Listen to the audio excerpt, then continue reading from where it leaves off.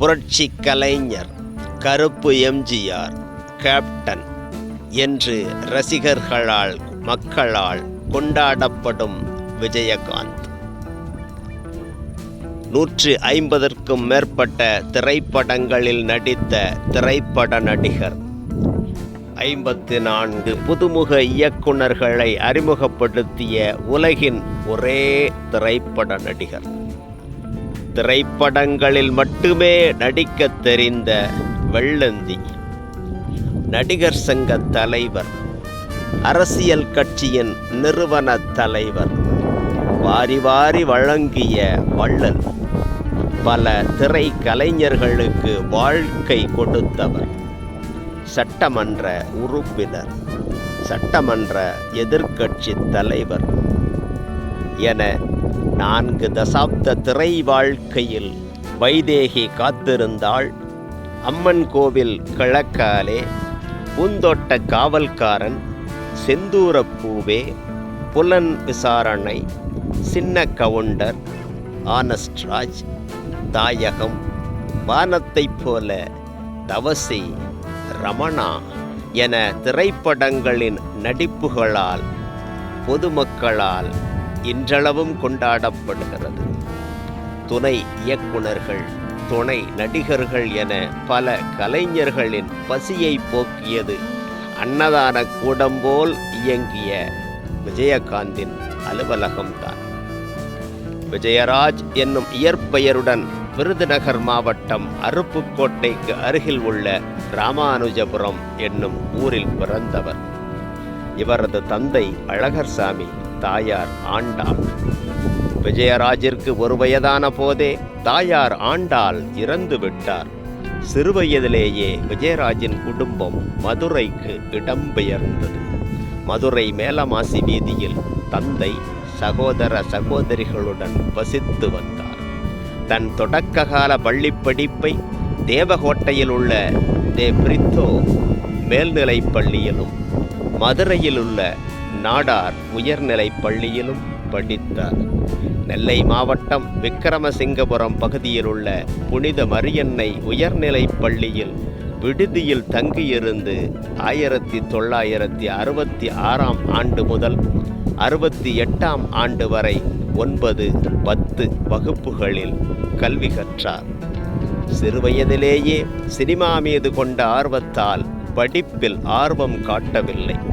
10ஆம் வகுப்பு வரை மட்டுமே படித்த விஜயராஜ் பிறகு தன் தந்தை நடத்தி வந்த கீரைத்துறை மாகாளிப்பட்டியில் இயங்கிய அரிசி ஆலையில் மதுரையில் தந்தையுடன் சேர்ந்து நிர்வாக பணிபுரிந்தார். எந்த ஒரு திரைத்துறை பின்புலமும் இல்லாத போதும் நடிகராக வேண்டும் என்ற லட்சியத்துடன் விஜயராஜ் மதுரையை விட்டு சென்னை புறப்பட்டார்.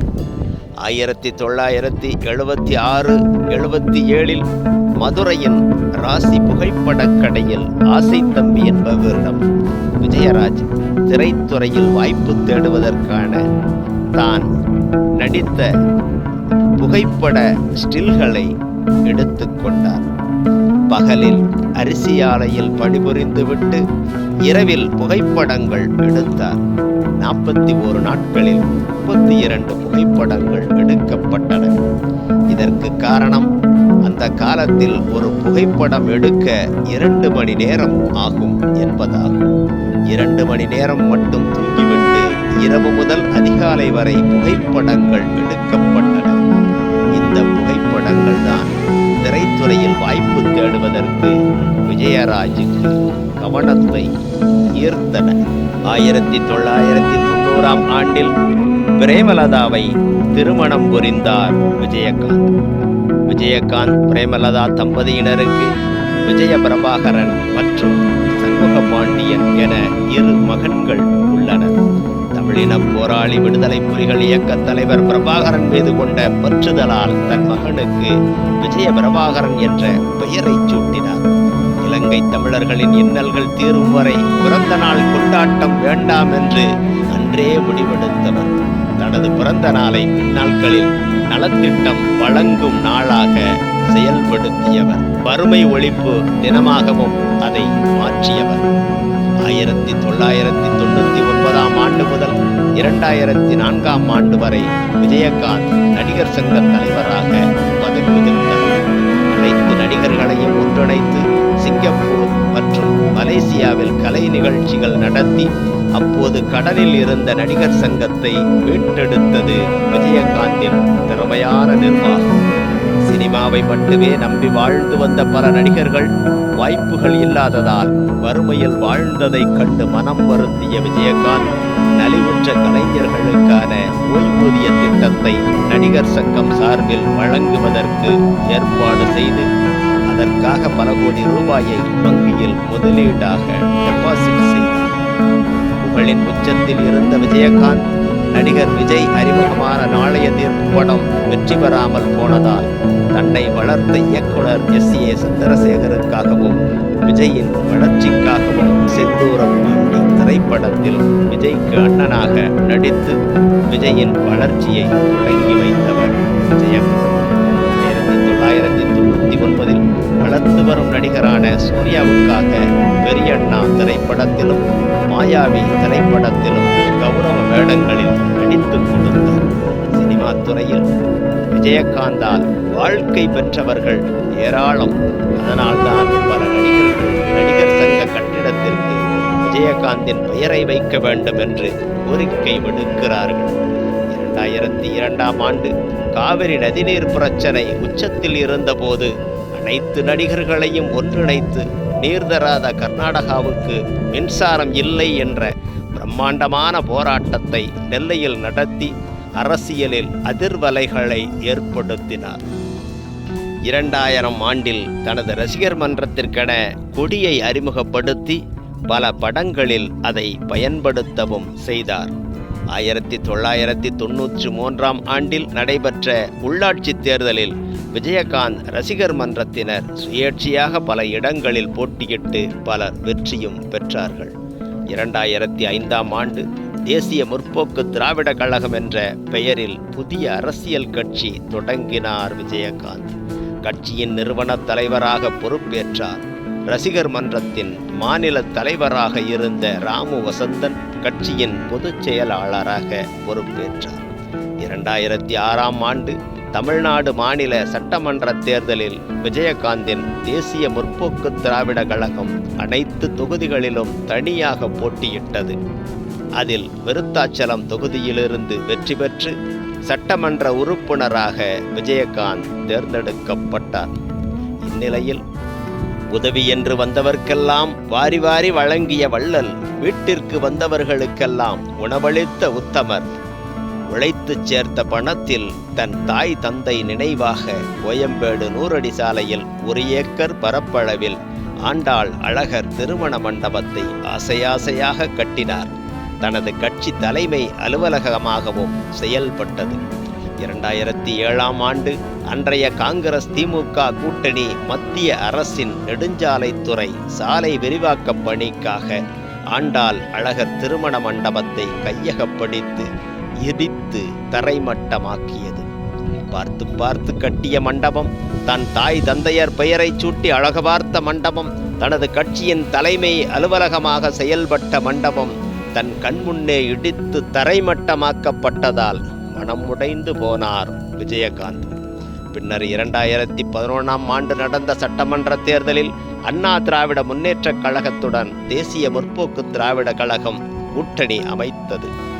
41 தொகுதியில் போட்டியிட்டு 29 தொகுதிகளில் வெற்றி பெற்றது.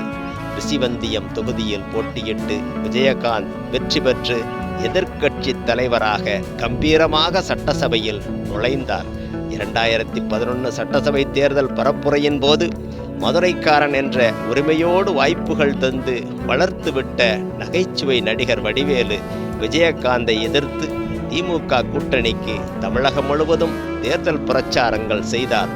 விஜயகாந்தை தரக்குறைவாகவும் ஒருமையிலும் பிரச்சாரங்களில் கேலியும் கிண்டலுமாக விஜயகாந்தை விமர்சித்து வந்தார். ரசிகர்களும் நலம் விரும்பிகளும் வடிவேலுக்கு எதிராக வெகுண்டெழுந்த பொழுது அவர்களை அமைதிப்படுத்தினார் விஜயகாந்த். தேர்தல் முடிந்து விஜயகாந்த் கூட்டணியில் இருந்து அதிமுக ஆட்சி அமைந்ததும் வடிவேலுவிற்கு திரைப்படங்களில் நடிக்க வாய்ப்புகள் இல்லாமல் போனது. இதை அறிந்த விஜயகாந்த் பல தயாரிப்பாளர்களிடம் தானே போன் செய்து வடிவேலுவிற்கு வாய்ப்புகள் வழங்குமாறு கேட்டுள்ளார். தன்னை எதிரியாக நினைத்தாலும் கீழ்த்தரமாக பேசினாலும் எதிரிக்கும் உதவும் உயர்ந்த மாண்பு கொண்டவர் விஜயகாந்த். காய்க்கும் மரமே கல்லடிபடும் என்பதைப் போல் ஒரு சில மீடியாக்களிலும் விஜயகாந்தின் வளர்ச்சியை தடுக்க நினைத்தவர்களிடம், விலை போன சமூக ஊடகங்களிலும் மீம்ஸுகளாலும் வேண்டுமென்றே விஜயகாந்த் கேவலப்படுத்தப்பட்டு மனரீதியான பாதிப்புகளை உருவாக்கினார்கள். இந்த நிலையில்தான் தன்னால் உருவாக்கப்பட்ட எம்எல்ஏக்களில் பலர் தனக்கு துரோகமிழைத்து தன்னை விட்டு பிரிந்து சென்றதால் வளர்த்த கடா மார்பில் பாய்ந்த கதையாக பயனடைந்தவர்களே பகையாளியாக மாறியதை நினைத்து மனமுடைந்து போனார். அதனால் உடல்நிலையும் பாதிப்படைந்தது. உடல்நிலை பலவீனமானதால் மருத்துவமனைகளில் சிகிச்சை எடுத்து வந்தார். சிங்கப்பூர் குயின்ஸ் எலிசபெத் மருத்துவமனை மற்றும் துபாய், அமெரிக்கா என பல நாடுகளின் மருத்துவமனைகளிலும் மருத்துவ சிகிச்சை பெற்றார். நாளுக்கு நாள் உடல்நிலை மோசமாகிக் கொண்டே வந்தது. 2023 டிசம்பர் 28ஆம் நாள் மருத்துவமனையில் மகத்தான மாமனிதனின் மனித புனிதனின் உயிர் பிரிந்தது. உலகத் தமிழினம் கண்ணீரில் மிதந்தது. திரையுலகமே திரண்டு வந்து அஞ்சலி செலுத்தியது. அஞ்சலி செலுத்த வந்த ரசிகர்களின் நெரிசலால் சென்னையே தம்பித்தது. அரசு மரியாதையுடன் எஞ்சியிருந்த ஆண்டாள் அழகர் திருமண மண்டப வளாகத்தில் கிண்டல், கேலி, கேவலம், அவமானம், துரோகம் செய்தவர்களும் கதறி துடித்து கண்ணீர் விட மனித புனிதன் திரும்பா பயணமாக மண்ணுக்குள் உறங்குகிறார்.